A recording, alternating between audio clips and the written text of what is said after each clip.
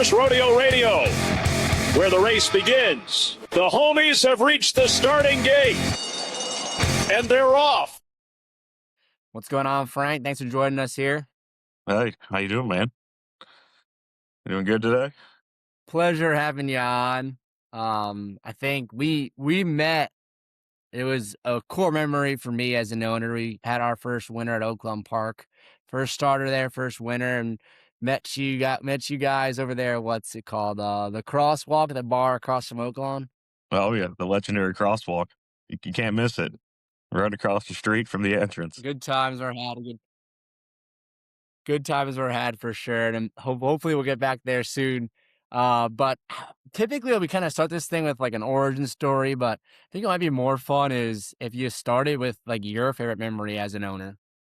Yeah, it's for me as an owner. I've been in it for as an owner. Let's see, that would be I bought my first horse in the Fasig-Tipton sale. Owned him 100%. It's a horse named Mendel's Secret. That I believe that was 2021 was when we bought him as a 2-year-old in training. Might have been 22. And we hooked up with Mike Maker as the trainer on that horse. And I really didn't know what to expect. I grew up, you know, loving horse racing. I'm originally from Cincinnati, Ohio. I went to Turfway Park all my life. It was River Downs back then, which is now Belterra Park. We go down to Churchill Downs. We go to Keeneland, kind of did that circuit, and went to college down here in Louisville, Kentucky, at a place called Bellarmine University.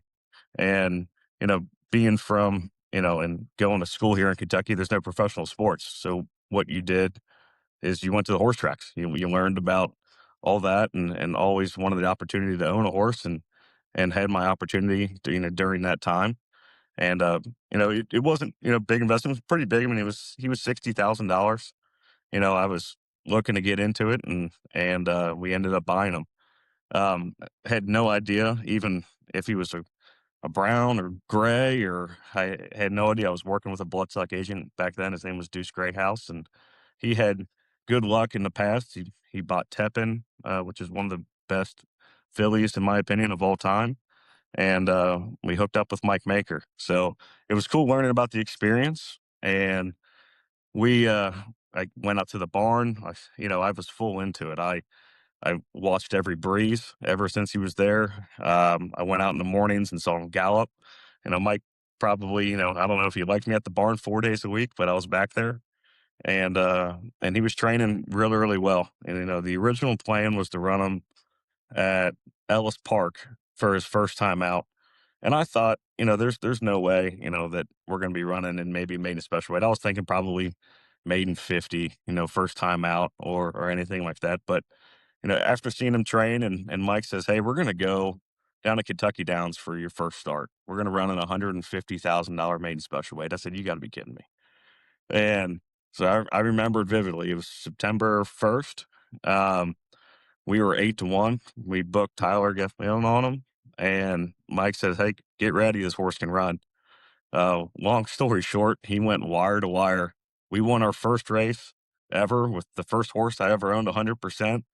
And I was to the moon. I mean, I'll send you some pictures on that. I mean, the TVG announcer said the crowd's going wild, but it was just me and about 8 of our buddies that were there. And I mean, I was throwing beers in the air. I had no idea what to do. And it was unbelievable. So that's what kicked off, my horse racing ownership career. And we've had, a lot of success with it. As an owner, like right now, I just count the ones in training. We have 22 horses in training. So, and it's been a ride, but I don't know if I'll ever top that first time experience, going from there, but that's kind of what got me into the horse ownership. Yeah, I feel like I've talked to a few people, and I think that first race especially, I think we have a very similar story. We didn't win at Kentucky Downs 150K. We won like a 16K like open claimer at Keeneland, but the first horse we owned, I was at the barn every single morning, watching all the breezes, things like that. It was only 30 days that we had the horse, so it wasn't like you guys had, or the first horse you ever bought went on and won its debut, which is very, very special. But we ended up winning with the first horse we owned outright as well. So I That's think all. the horse racing guys have a knack for that too, of like really Okay. setting the hook. I call it, of like people interested and like, oh, this is easy, and then you learn very quickly that it's not. Yeah, Um, yeah. but take us through like Yeah. Go ahead. Take us through, like, kinda how you got connected to Deuce, kinda how you got connected with Mike, and just kind of like your origin story within racing itself. Yeah. So I met Deuce actually at this was Derby of that year that I purchased a horse. He had a horse, and my wife used to work for Churchill Downs. She worked there for at least 15 or 16 years. I met Deuce during that day. He had a horse named Stolen Base, and he was in the box right next to me. I saw him handicapping. We were handicapping the races together. During like those race days, those big days, you kind of get close with everybody around you in those open seating boxes. So he invited me down. He had a horse named Stolen Base that he split with Three Diamonds Farm, and Mike Maker was a trainer. Long story short, he ended up winning that race that day. Pratt was on him, had an awesome run, and I told him I always wanted to be involved in horse racing. I always wanted to be an owner, but I had no idea where to start. And he was the one that kind of kicked it off for me in the ownership, side of it. Um, After we bought Mendel's Secret, the first horse, I had an opportunity to invest in with him on his Pure Vita investments. I did that for 2 years. We've had plenty of success. In regards to there, we won a graded stake at Saratoga with rhyme schemes. We won at Keeneland with a French colt named Buffoon. He was at a Lupa de Vega.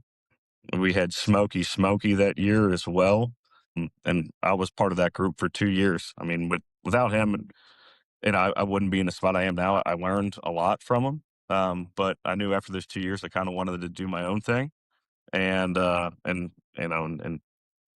props to him and making sure that like I learned the industry, introduced me to the different trainers, and understand what it is to be an owner. And here's the processes on buying a horse at a sale and getting them broken and putting them over to the trainer and going from there. So it was a good experience. So to this day, I still run with Mike, and then my other trainer is Norm Casse. So I have two trainers right now. So, Good deal.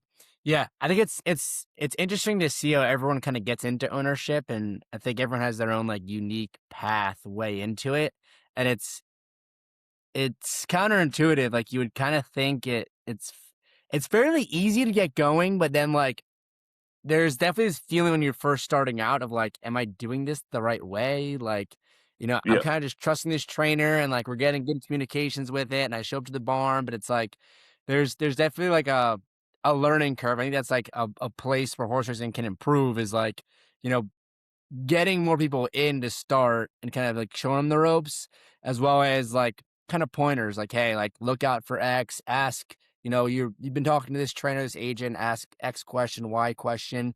So yeah, there's definitely, some places there where things can be improved. But talk us through, like, I know you and Norm have had some success. You guys have Riverwind coming up. You probably yeah, entering here, what, in like about a week or so.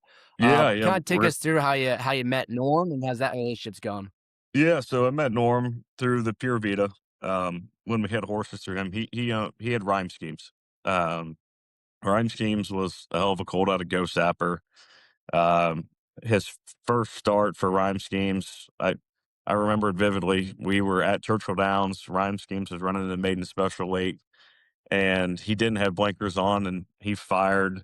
And out of the gate, looked good. He showed some speed, and Rhyme Schemes ended up getting, I believe, sixth that day. Me and my friend Joe Cray were there at the racetrack to go watch him run, and Norm walks by us, and I said, Norm, what do you think, about the race? He's like, oh, we had the second best horse in the race. And I said, you got to be kidding me. I said, we got sixth. I said, there's a reason why there's places like in there. He's like, no. He's like, we're going to do some things. And he showed that he had ability. You fast forward a month, he ran at Ellis Park and he put blinkers on him and he came out with a 93 buyer. won by 10.5 lengths, almost broke the track record for 5.5 lengths. It was unbelievable. And you go from there, and then we ran into the Saratoga Special, and he won, I believe, by 9.5 in the Saratoga Special that year as well.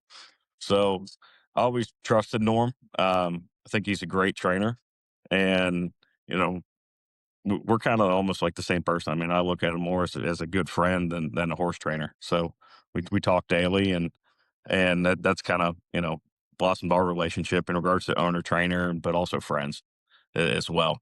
So yeah, we bought this horse, Riverwind. She was a Lexingtonian, so first time sire last year. So you never really know what you're getting with the first crop sires. She breezed very well at the Ocala sale, and I remember that was that with trainers and agents and everybody, they're sending you all their hip numbers. You got, hey, we need to look at all 15 of all these horses, but no matter what on that list, and anytime we would talk, he's like, hey, it's this hip, this horse. And I said, Norm, she was just sold for $20,000 at the Keeneland sale, and now she's up. And what do you think she'll bring? He's like, I don't know, but we're going to go buy her.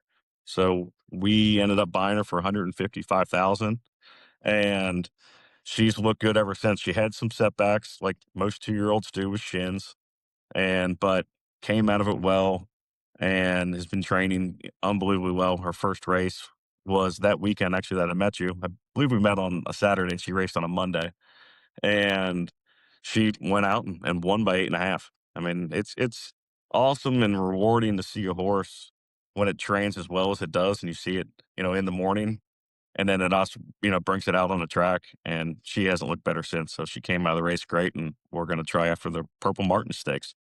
So it's going to be fun. Yeah, I think like there's no better feeling than the like it kind of being backed up. Like you kind of stick your neck on the line. Kind of all right. We're gonna stretch a little bit to go buy this one. You're a little bit nervous. It's got a shin problem. You're like, all right, you gotta keep the faith here. Like you're Yeah. not quite sure what's going on, and then kind of get rewarded with a big effort.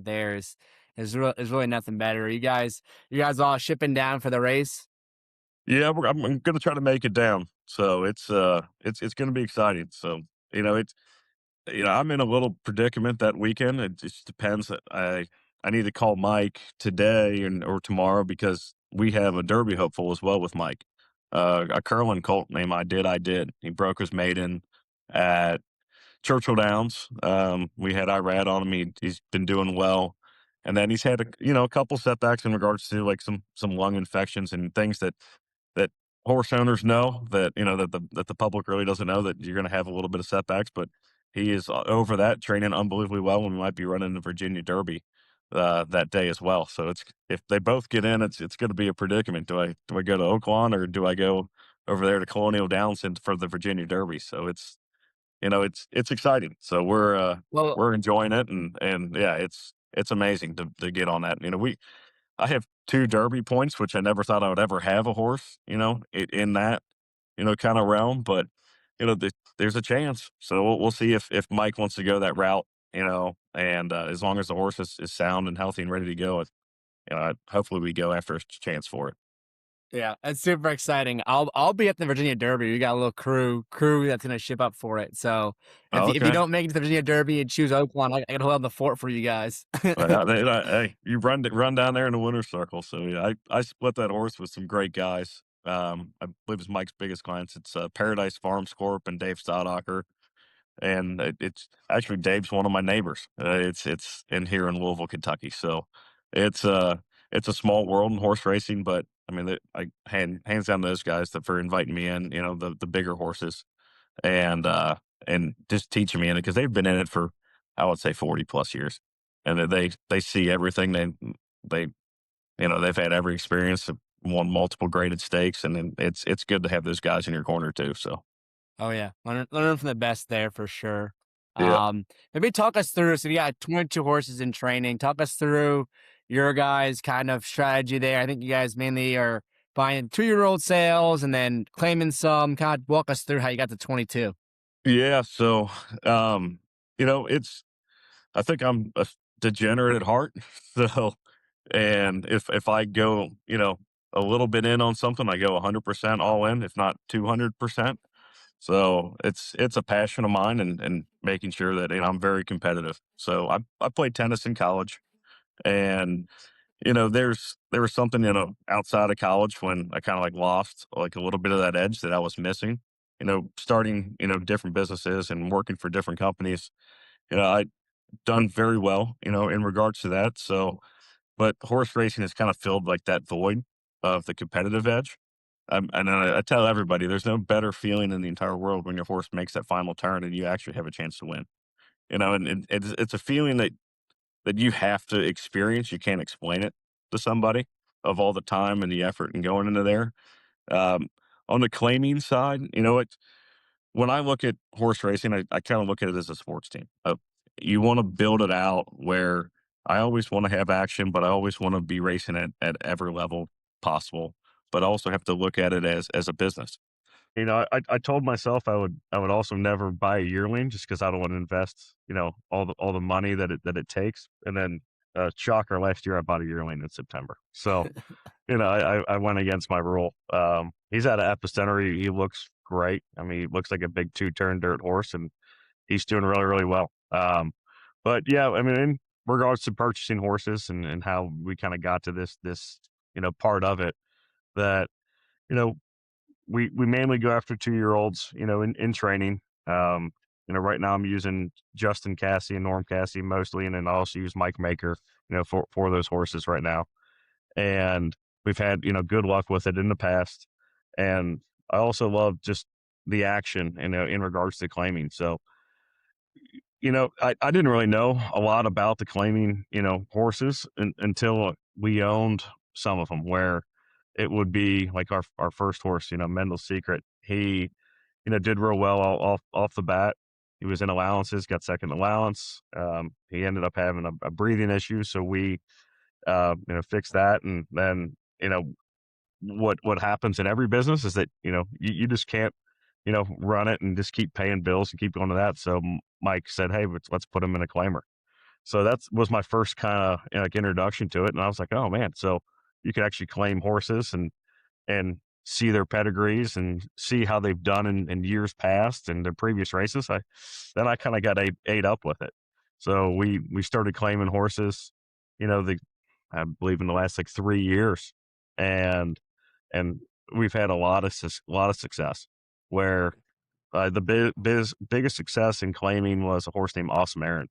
Um, we claimed him about November of 24 in regards to that horse. And he, we claimed him for 40,000 at Churchill. We knew he had speed. I love claiming speed horses because you can't teach that. But he looked great. He ended up winning the race that we claimed him out of. So we lost the condition, and I was like, "Oh man, here we go." But we saw him breeze for the first time with Norm, and like, "Oh, okay, this horse actually looks a lot different than the other ones." When you're looking at horses training, and I'm still learning this, I really have no idea. I'm not a professional at it at all. Where I look at it as my kids are in youth sports. My son, he's 5, and then my daughter's 10. And when my daughter, she gets out there and plays softball, and then one girl's throwing the pitch at like 40 miles an hour, and then the other one's throwing it at 5. You're like, "Yeah, that one, yeah, that's the better one." So it's something that you can see like on the track. And when Awesome Aaron first breezed in front of us, Norm looked at me, I looked at him, I said, "Oh my gosh, yeah, let's what are we going to do with him next?" So we ended up at him in an allowance race, and long story short, he turned into the Pimlico Special winner later that year. And that's a graded stakes win, and that I'll never forget that. So that's kind of what kicked off like the claiming there. So yeah, we buy them at all facets. We claim them, pretty much any price. I've had success claiming a horse named Ludwig at 12,500. We've had success claiming them at 80,000. It's amazing. They write conditions books for every level of racing. You don't have to be the best of the best at all time to do well. And a horse can win a race. You just got to put it in the right spot. And that's why I love the 2 trainers that I have, is that they understand that, hey, this horse can't win a stake or it can't win an allowance, we're going to put them in the claimer. Like, that's the success that we've had. So it's mostly just run it like a sports team, run it like a business. If they're not, don't have the potential to make the money or don't have the potential to pay the bills, it's time to move on.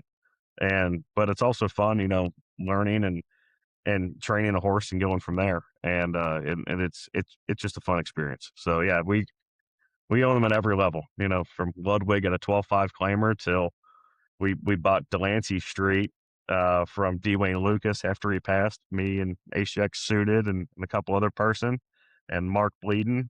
We bought him for 400,000. So we're all over the map. Yeah, I think that's the most fun part for me is kind of playing, like you were saying, like run like a sports team.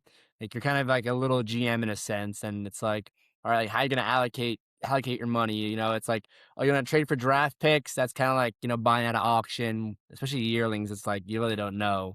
Yeah. 2-year-olds, a little bit more, but then it's like, all right, maybe you pick up a guy off of waivers, or like you go to free agency, and I would say like claiming is kind of like free agency. You're trying to find like mispriced asset and like, see if you could, find something in it that others aren't. And I know, I think Maker is very good. Like you'll see him claim some horses, put 'em on the turf. That's a fun angle to take, and Yeah. just a really fun way to get into it initially, especially because like you claim a horse, you can run it back in 3-4 weeks. Where like you buy a horse, even at a 2-year-old sales, you're still waiting a few months usually. Yeah. Oh, yeah. Yeah, definitely. Yeah. You get like the instant action for it and you kind of know what you got. But you're always looking for ways to improve them. But, I leave that up to the trainers. My decisions, which they always kind of like, beat down a little bit. I'm like, hey, let's run them here. And they're like, no, we're going to go here. But everything's worked out like in our favor. And, we're successful with it and we're having fun. That's the big thing and I think that's the reason why I love horse racing so much because it's the only thing in my life that I can't control. So, I mean, I can control, if I want to raise rents on an apartment, I'll raise it, then I can control that price. If I want to raise like a rate on a truck, I can raise a rent, on the truck for the lane.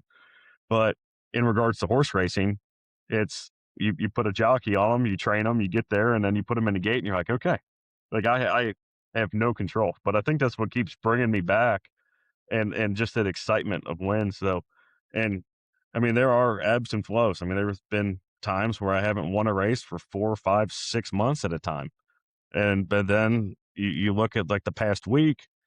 In the last 5 races, we've had 4 wins and 1 dead last. So it's unbelievable. Yeah, the highs and lows of horse racing, there's really nothing like it, and I can't believe like, I didn't realize you guys were behind Awesome Aaron. I remember like watching the Pinnacle special, like looking at the past performances. I was like, damn, we got like we were typically like claiming in the 20K range. I was like, damn, we must gotta like raise a bit more money so you get in the 40K range because I think the horse that ran second or third there was also claimed for like 62.5 or something like that. So it just Yeah, shows you like. yeah. Did you know that horse was claimed by the guy that I split the horse with, Ace Jack suited Justin Nicholson? He owned Phileas Fogg, and then Oh no he ended up shit. getting he owned it before he got claimed by the new owners. So beat by this horse that he gave up for 62.5. I don't think he's ever going to forgive himself.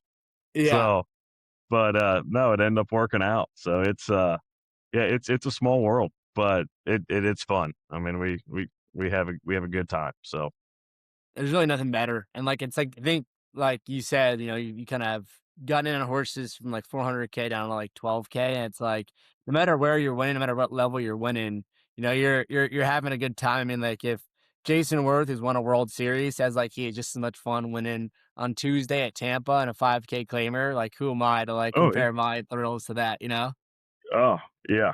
I mean, I mean, we even cheer. I mean, even when we win a claim. I mean, a lot of times it's not the owners in the claiming office, but I like to go. I like to drop the slip. I like to see it. I like to be there. And I mean, I cheer. I mean, and a lot of people in those claiming offices are grooms or trainers assistants. Like they care, but they really don't care. So that when an owner's in there, and I mean, I'm cheering. So it's amazing to win some of those big shakes and just to have fun, Oh, with it. I've been in there and like the thrill of that is almost just as fun as, winning a race sometimes. And then when that's like, oh Yeah, shit, like now we gotta like now out this money, we gotta see what we could do here. But like the initial yeah, like thrill of it's like, hitting your number on roulette. yeah, 100%. So it's fun. So like one thing we are kind of like tagline is like chasing firsts. So like we've got a lot of first time winners in the game, things like that. Is there a first, a first like win and you guys have already won graded stakes, but like is there a certain, thing you're kind of after in terms of first for your guys' stable? I think every horse owner's dreams the Derby. At least that's mine. You know, it's that's a dream that it's always up there. But just also competing at the highest level. Um, you know, would love a Breeders' Cup. But I mean, not if we're dreaming, we're gonna dream. So yeah, Breeders' Cup, Derby, any of the Triple Crown races. I mean, that would be a bucket list item. And I mean, honestly, you better put an air tag on me because I'd go wild. I mean, it would. I'd be spraying champagne everywhere. So it would be yeah. And it's yes. I mean, one can dream. So it's crazier things have happened. Rich Strike was claimed for $30,000 and won the Derby. So it's out there. It's just putting yourself in those positions, but also, making sure you're lining yourself with the right guys and just growing and just having fun. You got to know that it is a business, yes, but it also is a hobby. That's how I kind of look at it as, but it's also fun. It gives us something to do during the week. It kind of breaks up your week, but also, you know, also we're competitive at the same sides that it's you want to win. You know, that's the biggest thing. And it's so hard to win a horse race. I mean, you could have a 1-9 favorite. I remember flying down there to New Orleans, and this horse that we had, I mean, she was slow out of the gate, but she could close, and I think we were 1-5 or 2-5 favorite, and we got fourth. So it doesn't matter if you're the favorite, at all. So you gotta race. So Yeah. I think like that was like some advice I got before our first race a couple years ago is like, standing in the paddock and my buddy Reedy was like, his dad's owned a bunch of horses. He's in college himself. He's like, just enjoy it. Like, don't be one of those guys. It's like all pissed off after. Well, but it's like, just yeah, have fun regardless of the outcome. It's like, and I've kind of just like learned it's okay. Like you said, it's way under control. So like, just enjoy it no matter what. Just yeah. really the only hope is the horse comes back. In one piece, and we can find a spot where the horse could win. That's it. Yeah, that's I think that's the biggest part that people misunderstand is that you got to put horses in where they can win and be competitive.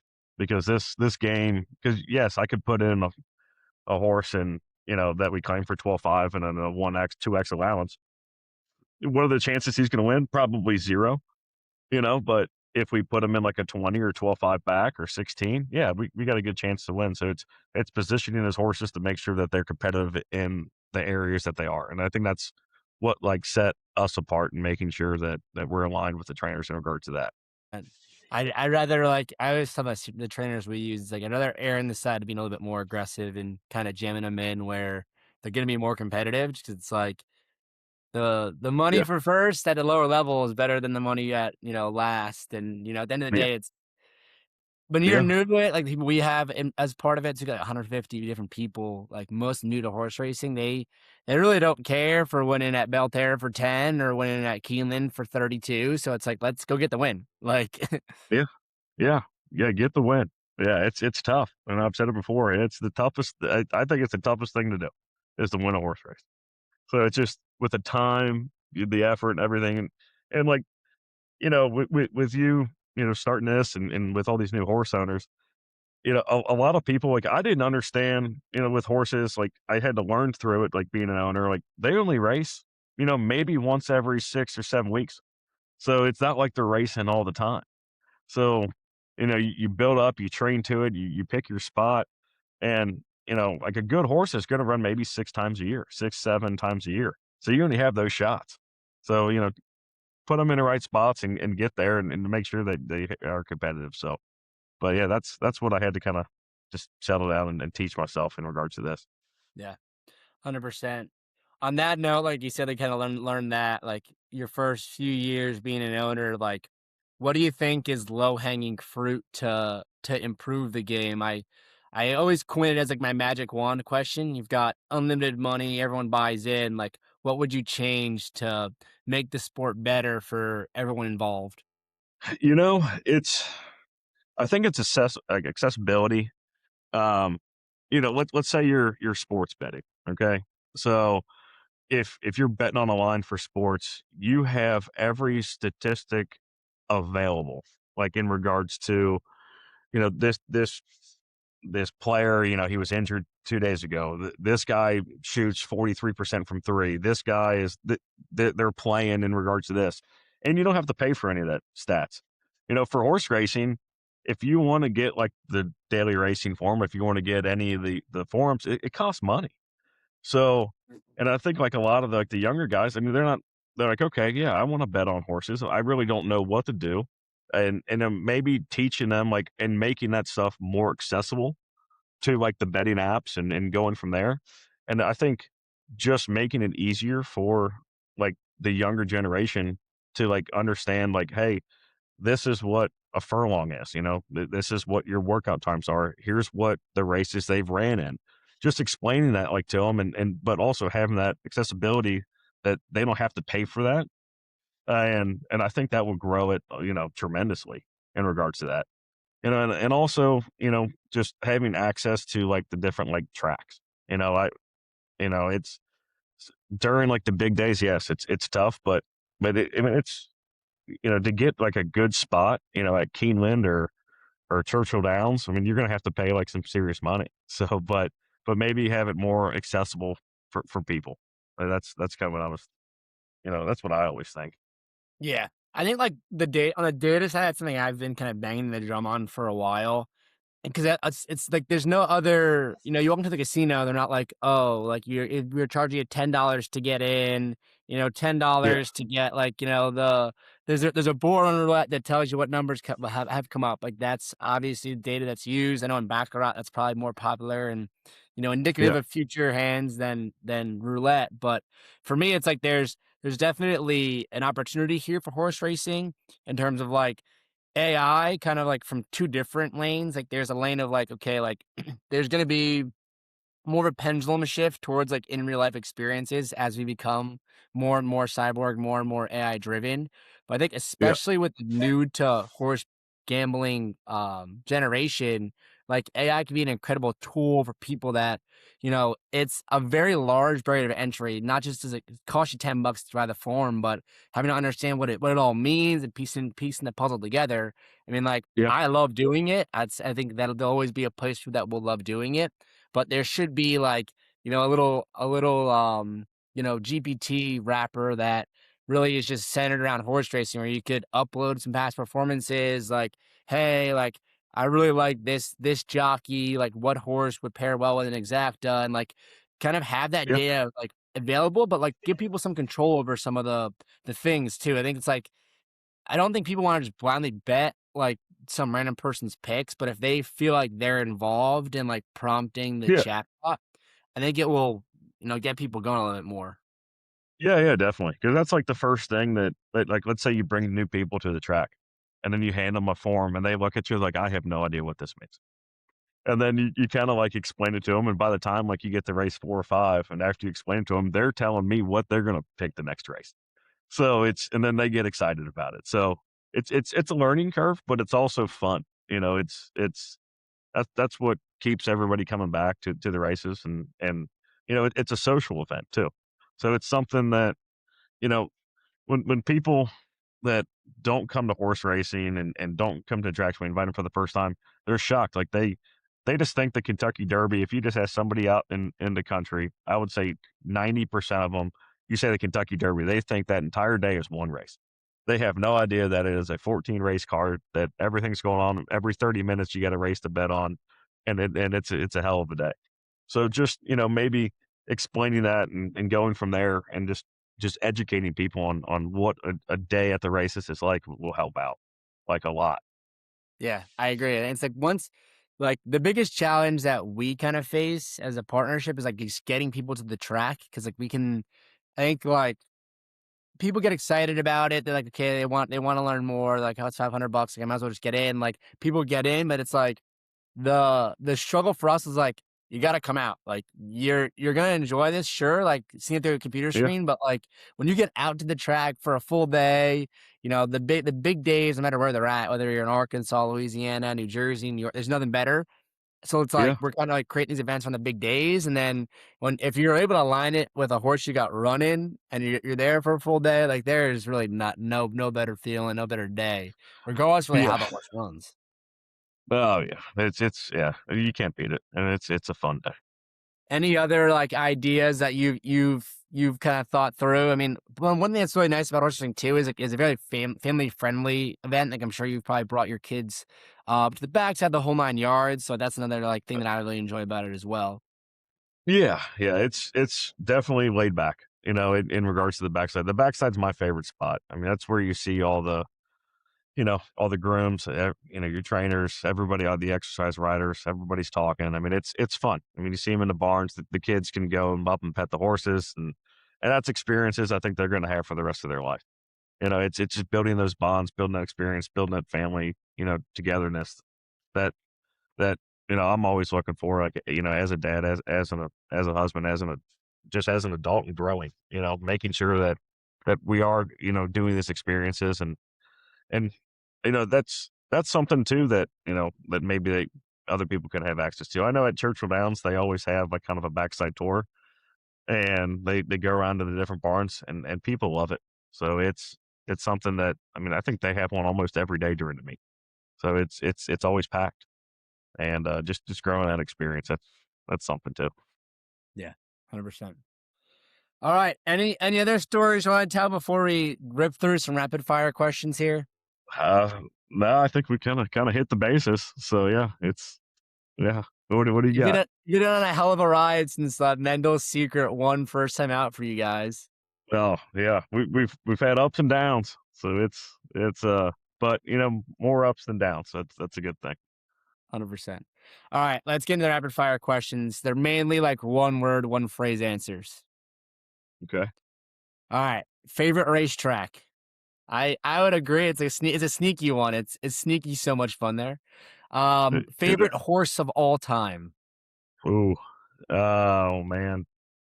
I would say Secretariat. All right. Favorite big race day to attend. So your Kentucky Oaks Day, your Breeders' Cup Saturdays, your Belmont Stakes days. Could I do a weekend? That's It would fair. be it would be opening weekend at Keeneland. It's also my birthday. Always around There that you go. weekend. So yeah. Bluegrass is usually that weekend too. So Yeah. hopefully one day you'll win that one on your birthday. Yeah. That'd be special. Fingers crossed. All right, last two could be like horse racing related or horse racing related. When you hear the word successful, who is the first person you think of? Oh wow. Um man. I would say my dad. I mean, he's a big inspiration to me. Um, he started his own commercial real estate firm, and it does very well. Good deal. All right, last one is any advice to your younger self? Uh, man, I, I really don't know.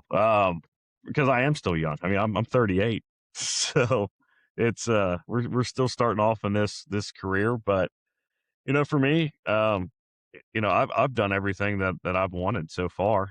I'm also one that will, I'll go all in on everything. So for me, it's, I guess, just be fearless. If you want to do it, do it. And if any times that I don't, and it's been rare that I just don't go all in, but anytime that I'm thinking about it, just go all in on it because you're young. It's learning experience. Let's go have fun. Love it. All right, Frank, this has been a great joy of mine. We met. Well, I think it's Valentine's Day. We met, at the at crosswalk there, and maybe we'll cross paths the Virginia Derby. And maybe you'll be celebrating the winner there. Hey, there we go. Fingers crossed. I appreciate you. Thanks for having me on.